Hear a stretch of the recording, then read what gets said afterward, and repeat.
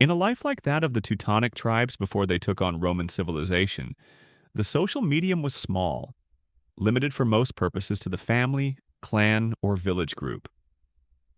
Within this narrow circle, there was a vivid interchange of thought and feeling, a sphere of moral unity, of sympathy, loyalty, honor, and congenial intercourse.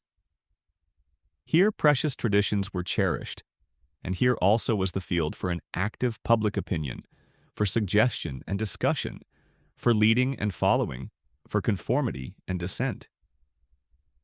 In this kindly soil of the family, says Professor Gamer in his Germanic Origins, flourished such growth of sentiment as that rough life brought forth.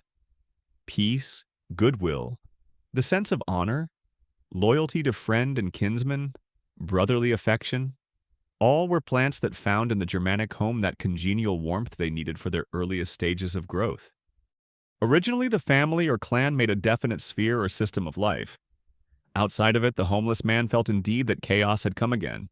When we say that public opinion is modern, we mean, of course, the wider and more elaborate forms of it. On a smaller scale, it has always existed where people have had a chance to discuss and act upon matters of common interest. Among our American Indians, for example, opinion was a most potent factor in all tribes, and this would be largely directed by those having popularity and power. Officers, in fact all persons, became extremely well known in the small community of an Amerant tribe. Every peculiarity of temperament was understood, and the individual was respected or despised according to his predominating characteristics. Those who were bold and fierce and full of strategy were made war chiefs, while those who possessed judgment and decision were made civil chiefs or governors. The Germanic tribes were accustomed to assemble in those village moots, to which the historian recurs with such reverence, where the men from whom Englishmen were to spring learned the worth of public opinion, of public discussion, the worth of the agreement, the common sense to which discussion leads, as of the laws which derive their force from being expressions of that general conviction. Discussion and public opinion of this simple sort, as everyone knows, takes place also among children wherever they mingle freely. Indeed, it springs so directly from human nature, and is so difficult to suppress even by the most inquisitorial methods, that we may assume it to exist locally in all forms of society and at all periods of history. It grows by looks and gestures where speech is forbidden, so that even in a prison there is public opinion among the inmates. But in tribal life, these local groups contained all the vivid and conscious society there was, the lack of means of record and of quick transmission, making a wider unity impracticable. In the absence of indirect communication, people had to come into face-to-face contact in order to feel social excitement and rise to the higher phases of consciousness. Hence, games, feasts, and public assemblies of every sort meant more to the general life than they do in our day. They were the occasions of exaltation, the theater for the display of eloquence, either in discussing questions of the moment or recounting deeds of the past, and for the practice of those rhythmic exercises that combined dancing, acting, poetry, and music in one comprehensive and communal art.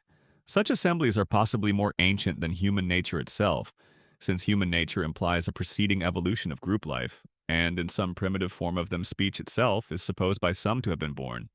Just as children invent words in the eagerness of play, and slang arises among gangs of boys on the street, so the earliest men were perhaps incited to the invention of language by a certain ecstasy and self-forgetting audacity, like that of the poet, sprung from the excitement of festal meetings. Something of the spirit of these primitive assemblies is perhaps reproduced in the social exaltation of those festal evenings around the campfire, which many of us can recall with individual and group songs, chants, stunts, and the like. When there were not wanting original, almost impromptu compositions, celebrating notable deeds or satirizing conspicuous individuals, which the common excitement generated in the minds of one or more ingenious persons. It is sometimes said that the individual counted for nothing in tribal life, that the family or the clan was the unit of society in which all personalities were merged. From the standpoint of organization, there is much truth in this. That is, the group of kindred was for many purposes, political, economic, religious, etc., a corporate unit, acting as a whole and responsible as a whole to the rest of society, so that punishment of wrongdoing, for example, would be exacted from the group rather than from the particular offender. But taken psychologically to mean that there was a lack of self-assertion, the idea is without foundation. On the contrary, the barbaric mind exalts an aggressive and even extravagant individuality. Achilles is a fair sample of its heroes, mighty in valor and prowess, but vain, arrogant, and resentful, what we should be apt to call an individualist. The men of the Nibelungenlied, of Beowulf, of Norse and Irish tales, and of our Indian legends are very much like him. Consider also the personal initiative displayed in the formation of a war party among the Omahas, as described by Dorsey, and note how little it differs from the way in which commercial and other enterprises are started at the present day. It is generally a young man who decides to undertake an expedition against the enemy. Having formed his plan, he speaks thus to his friend: "My friend, as I wish to go on the warpath, let us go. Let us boil the food as for a feast." The friend having consented, the two are the leaders, if they can induce others to follow them. So they find two young men whom they send as messengers to invite those whom they name. When all have assembled, the planner of the expedition addresses the company. "Hoy, my friends, my friend and I have invited you to a feast because we wish to go on the warpath." Then each one who is willing to go replies thus: "Yes, my friend, I am willing."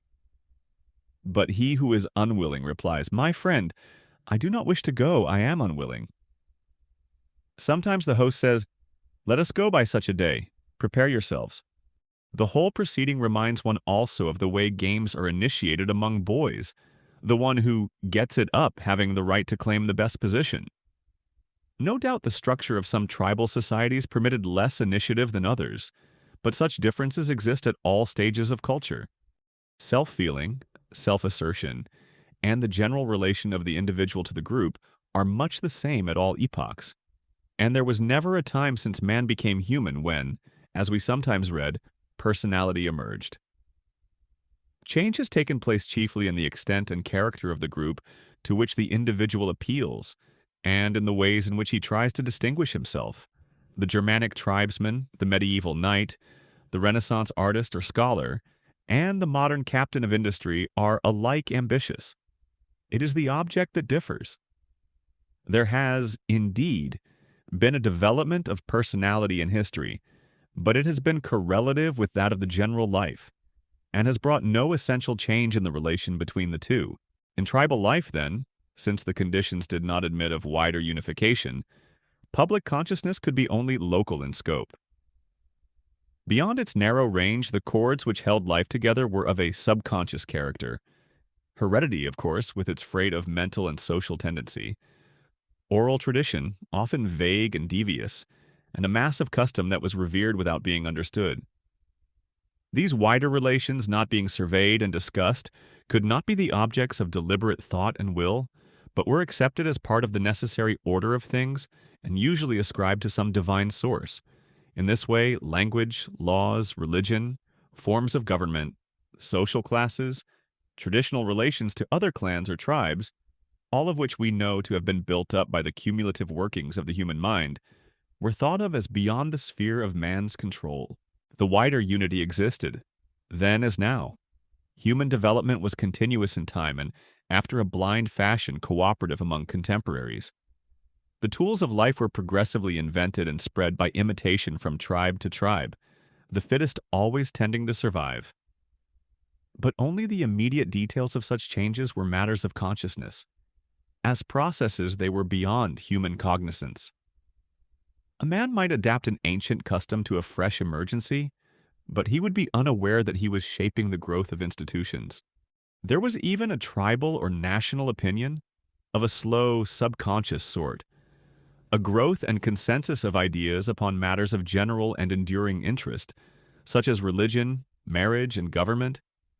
And under unusual pressure, some more conscious unity of spirit might be aroused, as among the Germans or Gauls confederated against Rome. But this was likely to be transient. The central fact of history, from a psychological point of view, may be said to be the gradual enlargement of social consciousness and rational cooperation.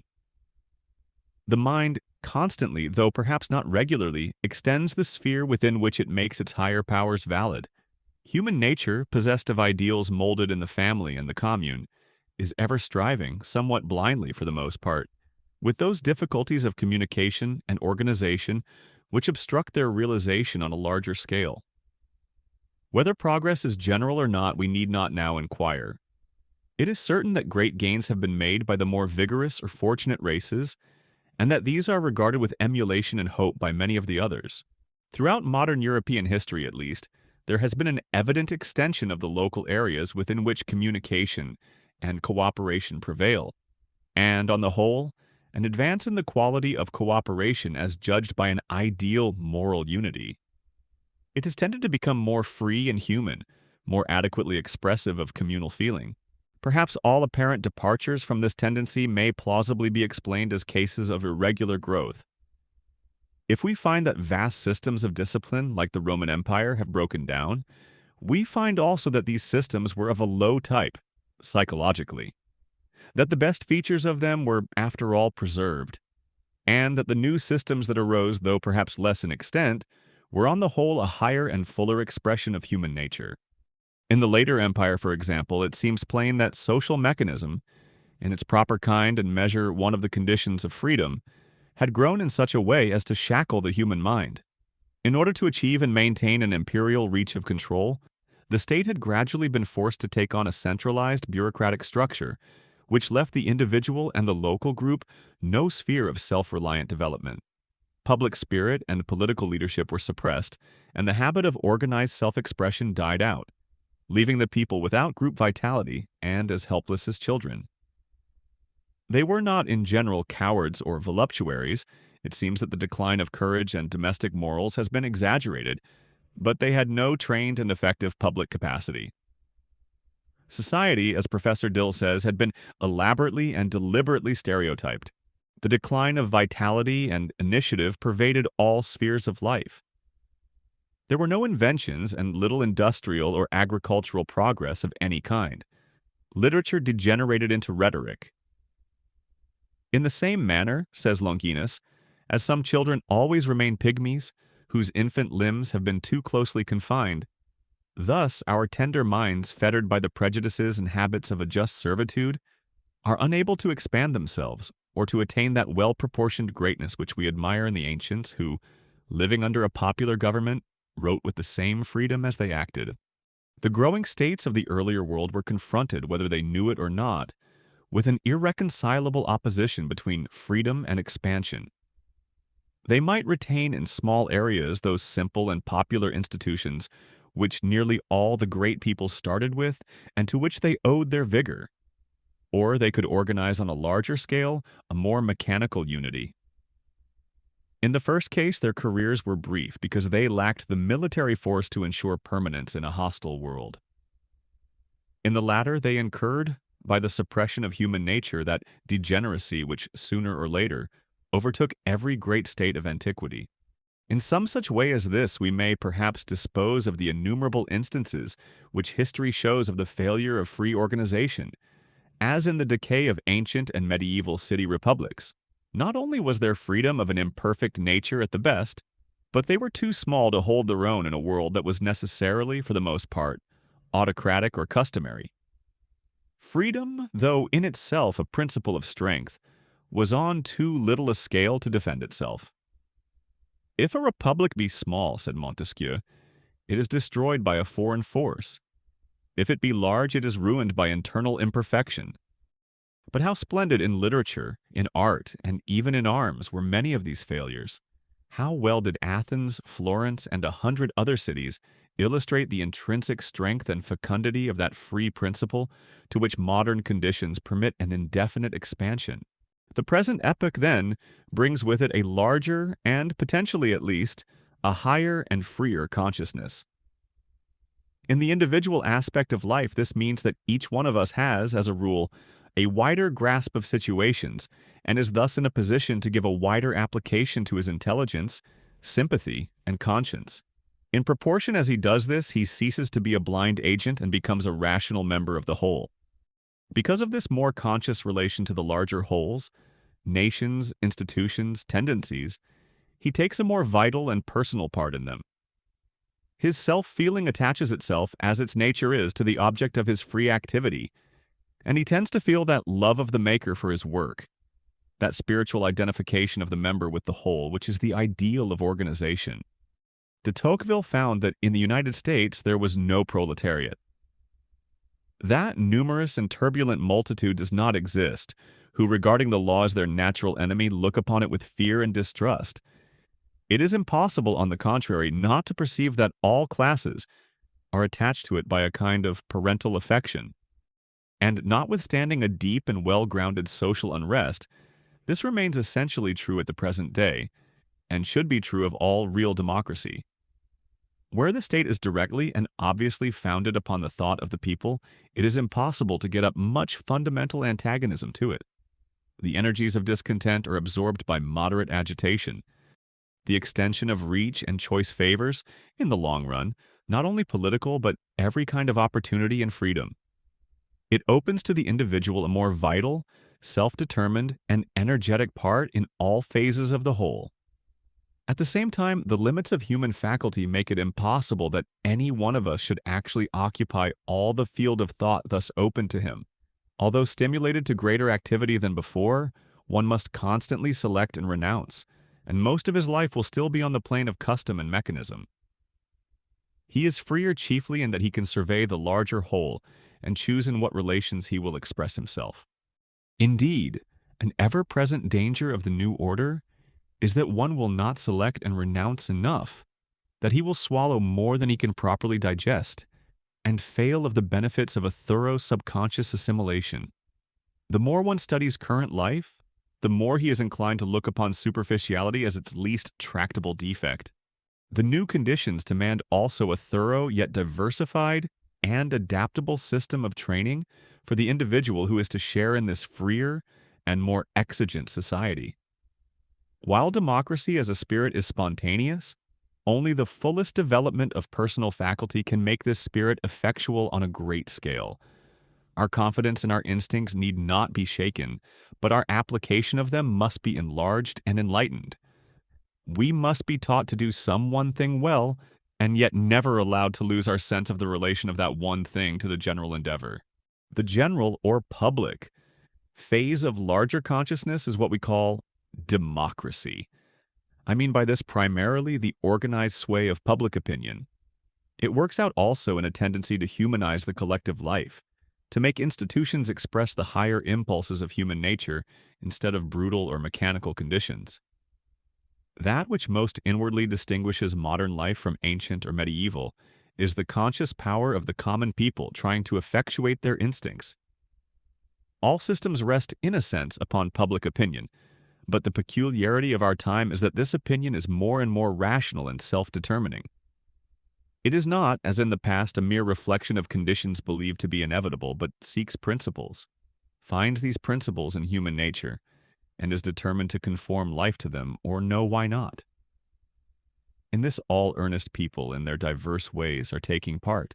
We find, of course, that but little can be carried out on the highest moral plane. The mind cannot attend to many things with that concentration which achieves adequate expression, and the principle of compensation is ever at work. If one thing is well done, others are overlooked, so that we are constantly being caught and ground in our own neglected mechanism. On the whole, however, the larger mind involves a democratic and humanistic trend in every phase of life. A right democracy is simply the application on a large scale of principles which are universally felt to be right as applied to a small group. Principles of free cooperation, motived by a common spirit, which each serves according to his capacity. Most of what is characteristic of the time is evidently of this nature, as for instance our sentiment of fair play, our growing kindliness, our cult of womanhood, our respect for hand labor, and our endeavor to organize society economically or on business principles. And it is perhaps equally evident that the ideas which these replace, of caste, of domination, of military glory, of conspicuous leisure, and the like, sprang from a secondary and artificial system, based on conditions which forebode a large realization of primary ideals. May we not say, speaking largely, that there has always been a democratic tendency whose advance has been conditioned by the possibility, under actual conditions, of organizing popular thought and will on a wide scale? Free cooperation is natural and human.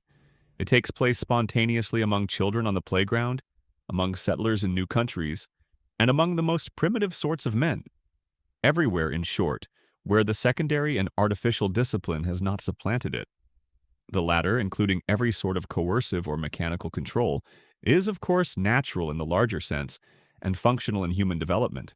But there must ever be some resistance to it, which will tend to become effective when the control ceases to be maintained by the pressure of expediency. Accordingly, we see that throughout modern history, and especially during the past century, there has been a progressive humanism, a striving to clear away lower forms of cooperation no longer essential, and to substitute something congenial to natural impulse.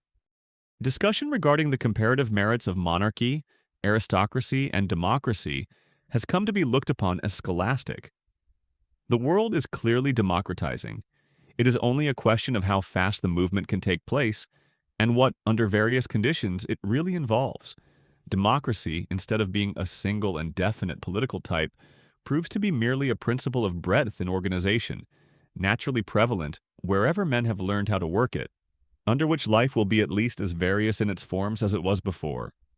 It involves a change in the character of social discipline, not confined to politics, but as much at home in one sphere as another.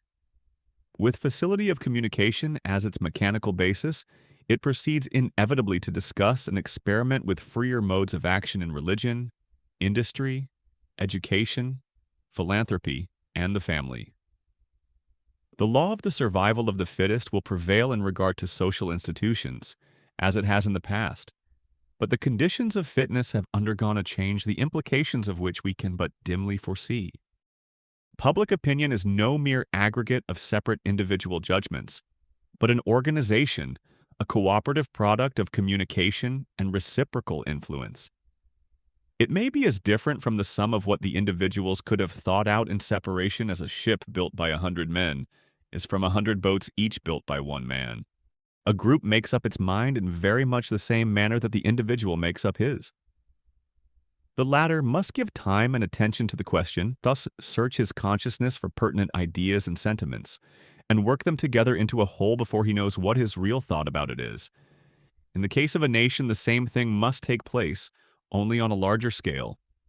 Each individual must make up his mind as before, but in doing so he has to deal not only with what was already in his thought or memory, but with fresh ideas that flow in from others whose minds are also aroused. Everyone who has any fact or thought or feeling which he thinks is unknown or insufficiently regarded tries to impart it. And thus not only one mind but all minds are searched for pertinent material, which is poured into the general stream of thought for each one to use as he can. In this manner, the minds in a communicating group become a single organic whole. Their unity is not one of identity, but of life and action, a crystallization of diverse but related ideas. It is not at all necessary that there should be agreement. The essential thing is a certain ripeness and stability of thought resulting from attention and discussion. There may be quite as much difference of opinion as there was before, but the differences now existing are comparatively intelligent and lasting. People know what they really think about the matter and what other people think. Measures, platforms, candidates, creeds, and other symbols have been produced which serve to express and assist cooperation and to define opposition. There has come to be a relatively complete organization of thought to which each individual or group contributes in its own peculiar way. Take, for instance, the state of opinion in the United States regarding slavery at the outbreak of the Civil War. No general agreement had been reached, but the popular mind had become organized with reference to the matter, which had been turned over and regarded from all points of view, by all parts of the community, until a certain ripeness regarding it had been reached, revealing in this case a radical conflict of thought between the North and the South, and much local diversity in both sections. One who would understand public opinion should distinguish clearly between a true or mature opinion and a popular impression. The former requires earnest attention and discussion for a considerable time, and when reached is significant, even if mistaken. It rarely exists regarding matters of temporary interest, and current talk or print is a most uncertain index of it. A popular impression, on the other hand, is facile, shallow, transient, with that fickleness and fatuity that used to be ascribed to the popular mind in general. It is analogous to the unconsidered views and utterances of an individual, and the more one studies it, the less seriously he will take it. It may happen that 99 men in 100 hold opinions today contrary to those they will hold a month hence, partly because they have not yet searched their own minds, partly because the few who have really significant and well-grounded ideas have not had time to impress them upon the rest. It is not unreasonable, then, to combine a very slight regard for most of what passes as public opinion with much confidence in the soundness of an aroused, mature, organic social judgment. There is a widespread, but, as I believe, of fallacious idea that the public thought or action must in some way express the working of an average or commonplace mind, must be some kind of a mean between the higher and lower intelligences making up the group. It would be more correct to say that it is representative, meaning by this that the preponderant feeling of the group seeks definite and effectual expression through individuals specially competent to give it such expression. Take, for instance, the activities of one of our colleges in intercollegiate athletics or debates. What belongs to the group at large is a vague desire to participate and excel in such competitions. But in realizing itself, this desire seeks as its agents the best athletes or debaters that are to be found. A little common sense and observation will show that the expression of a group is nearly always superior, for the purpose in hand, to the average capacity of its members. I do not mean morally superior, but simply more effective in a direction determined by the prevalent feeling. If a mob is in question, the brutal nature, for the time being ascendant, may act through the most brutal men in the group, and in like manner a money-making enterprise is apt to put forward the shrewdest agents it can find, without regard for any moral qualities except fidelity to itself. But if the life of the group is deliberate and sympathetic, its expression may be morally high, on a level not merely of the average member, but of the most competent, of the best. The average theory as applied to public consciousness is wholly out of place. The public mind may be on a lower plane than that of the individual thinking in separation, or it may be on a higher but is almost sure to be on a different plane, and no inkling of its probable character can be had by taking a mean. One mind in the right, whether on statesmanship, science, morals, or whatnot, may raise all other minds to its own point of view, because of the general capacity for recognition and deference.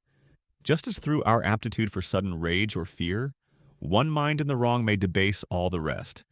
This is the way in which right social judgments are reached in matters so beyond commonplace capacity as science, philosophy, and much of literature and art. All good critics tell us that the judgment of mankind, in the long run, is sure and sound. The world makes no mistake as to Plato, though, as Emerson said, there are never enough understanding readers alive to pay for an edition of his works. This, to be sure, is a judgment of the few, and so, in a sense, are all finer judgments. The point is that the many have the sense to adopt them. And let us note that those collective judgments in literature, art, and science, which have exalted Plato and Dante and Leonardo and Michelangelo and Beethoven and Newton and Darwin, are democratic judgments in the sense that every man has been free to take a part in proportion to his capacity, precisely as the citizen of a democracy is free to take a part in politics. Wealth and station have occasionally tried to dictate in these matters, but have failed. It is natural for an organism to use its appropriate organ, and it would be as reasonable to say that the capacity of the body for seeing is found by taking an average of the visual power of the hand, nose, liver, and so on, along with that of the eye, as that the capacity of a group for a special purpose is that of its average member.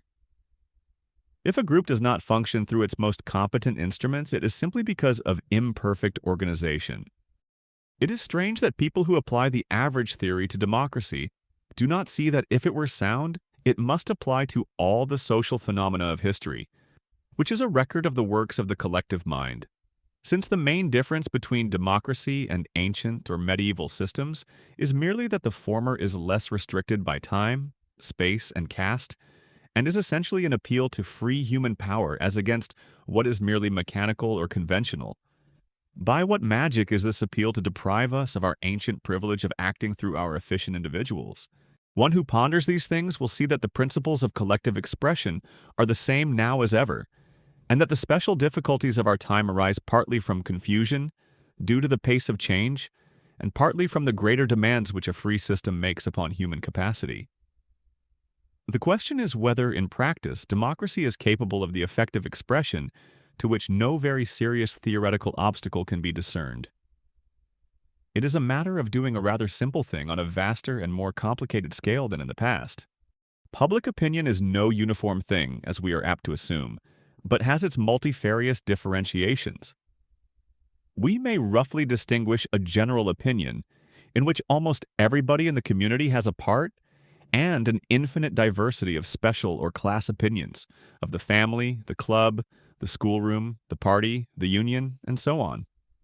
And there is an equal diversity in the kind of thought with which the public mind may be concerned. The content may be of almost any sort. Thus, there are group ideals, like the American ideal of indissoluble unity among the states, the French ideal of national glory, or the ideals of honor and good breeding cherished in many families. And there are group beliefs regarding religion, trade, agriculture, marriage, education, and the like. Upon all matters in which the mind has in the past taken a lively interest, there are latent inclinations and prepossessions, and when these are aroused and organized by discussion, they combine with other elements to form public opinion. Mr. Higginson, recounting his experience in the Massachusetts legislature, speaks of certain vast and inscrutable undercurrents of prejudice, which could never be comprehended by academic minds, or even city-bred minds, but which were usually irresistible. They related to the rights of towns, the public school system, the law of settlement, roads, navigable streams, breadth of wheels, close time of fishing, etc. Every good debater in the House, and every one of its recognized legal authorities, might be on one side, and yet the smallest contest with one of these latent prejudices would land them in a minority. This diversity merely reflects the complexity of organization, current opinion, and discussion being a pervasive activity, essential to growth that takes place throughout the system at large and in each particular member. General opinion existing alone, without special types of thought, as in the various departments of science and art, would indicate a low type of structure, more like a mob than a rational society. It is upon these special types and the individuals that speak for them that we rely for the guidance of general opinion, as, for instance, we rely upon economists to teach us what to think about the currency. And the absence of mature speciality involves weakness and flatness of general achievement. This fault is often charged to democracy, but it should rather be said that democracy is substituting a free type of speciality based upon choice for the old type based upon caste, and that whatever deficiency exists in this regard is due chiefly to the confused conditions that accompany transition. General public opinion has less scope than is commonly imagined. It is true that with the new communication, the whole people, if they are enough interested, may form public judgments even upon transient questions. But it is not possible, nor indeed desirable, that they should be enough interested in many questions to form such judgments. A likeness of spirit and principle is essential to moral unity, but as regards details, differentiation is and should be the rule. The work of the world is mostly of a special character, and it is quite as important that a man should mind his own business, that is his own particular kind of general service, as that he should have public spirit. Perhaps we may say that the main thing is to mind his private business in a public spirit, always remembering that men who are in a position to do so should make it their private business to attend to public affairs. It is not indolence and routine altogether, but also an inevitable conflict of claims that makes men slow to exert their minds upon general questions and underlies the political maxim that you cannot arouse public opinion upon more than one matter at a time. It is better that the public, like the general-in-chief of an army, should be relieved of details and free to concentrate its thought on essential choices, I have only a limited belief in the efficacy of the referendum and similar devices for increased participation of the people at large in the details of legislation. Insofar as these facilitate the formation and expression of public will upon matters to which the public is prepared to give earnest and continuous attention, they are serviceable. But if many questions are submitted, or those of a technical character, the people become confused or indifferent, and the real power falls into the hands of the few who manage the machinery. The questions which can profitably be decided by this direct and general judgment of the public are chiefly those of organic change or readjustment, such, for instance, as the contemporary question of what part the government is to take in relation to the consolidation of industries. These the people must decide, since no lesser power will be submitted to, but routine activities, in society as in individuals, are carried on without arousing a general consciousness. The people are also, as I shall shortly point out, peculiarly fit to make choice among conspicuous personalities. Specialists of all sorts, masons, soldiers, chemists, lawyers, bankers, even statesmen and public officials, are ruled for the most part by the opinion of their special group, and have little immediate dependence upon the general public, which will not concern itself with them so long as their work is not palpably inefficient or in some way distasteful. Yet special phases of thought are not really independent, but are to be looked upon as the work of the public mind acting with a less general consciousness, partly automatic, like the action of the legs in walking. They are still responsible to the general state of opinion, and it is usually a general need of the special product, as shoes, banks, education, medical aid, and so on, that gives the special group its pecuniary support and social standing. Moreover, the general interest in a particular group is likely to become awakened and critical when the function is disturbed, as with the building trades or the coal mine operators in case of a strike, or when it becomes peculiarly important, as with the army in time of war. Then is the day of reckoning when the specialist has to render an account of the talents entrusted to him. The separateness of the special group is also limited by personality, by the fact that the men who perform the specialty do not in other matters think apart from the rest of the society, but, insofar as it is a moral whole, share its general spirit and are the same men who, all taken together, are the seat of public opinion. How far the different departments of a man's mind, corresponding to general and special opinion, may be ruled by different principles, is a matter of interest from the fact that every one of us is the theater of a conflict of moral standards arising in this way. It is evident by general observation and confession that we usually accept without much criticism the principles we become accustomed to in each sphere of activity, whether consistent with one another or not. Yet this is not rational, and there is and must ever be a striving of conscience to redress such conflicts, which are really divisions in society itself and tend toward anarchy. It is an easy but weak defense of low principles of conduct, in business, in politics, in war, in paying taxes, to say that a special standard prevails in this sphere, and that our behavior is justified by custom. We cannot wholly escape from the customary, but conscience should require of ourselves and others an honest effort to raise its standard, even at much sacrifice of lower aims. Such efforts are the only source of betterment, and without them society must deteriorate. In other words, it is the chief and perhaps the only method of moral and intellectual progress that the thought and sentiment pertaining to the various activities should mingle in the mind, and that whatever is higher or more rational in each should raise the standard of the others. If one finds that as a businessman he tends to be greedy and narrow, he should call into that sphere his sentiments as a patriot, a member of a family, and a student, and he may enrich these latter provinces by the system and shrewdness he learns in business. The keeping of closed compartments is a principle of stagnation and decay. The rule of public opinion, then, means for the most part a latent authority which the public will exercise when sufficiently dissatisfied with the specialist who is in immediate charge of a particular function. It cannot extend to the immediate participation of the group as a whole in the details of public business. This principle holds good in the conduct of government as well as elsewhere, experience showing that the politics of an intricate state is always a specialty, closer to the public interest, perhaps, than most specialties, but ordinarily controlled by those who, for whatever reason, put their main energy into it. Professional politicians in this sense are sure to win as against the amateur. And if politics is badly managed, the chief remedy is to raise the level of the profession. De Tocqueville says that the people reign in the American political world as the deity does in the universe. They are the cause and the aim of all things. Everything comes from them and is absorbed by them. And we may add that, also like the deity, they do things through agents in whom the supposed attributes of their master are much obscured. There are some who say we have no democracy because much is done, in government as elsewhere, in neglect or defiance of general sentiment. But the same is true under any form of sovereignty. Indeed, much more true under monarchy or oligarchy than under our form. The rule of the people is surely more real and pervasive than that of Louis XIV or Henry VIII. No sovereign possesses completely its instruments, but democracy perhaps does so more nearly than any other. When an important function, such as government or trade or education, is not performed to the satisfaction of watchful consciences, the remedy is somewhat as follows.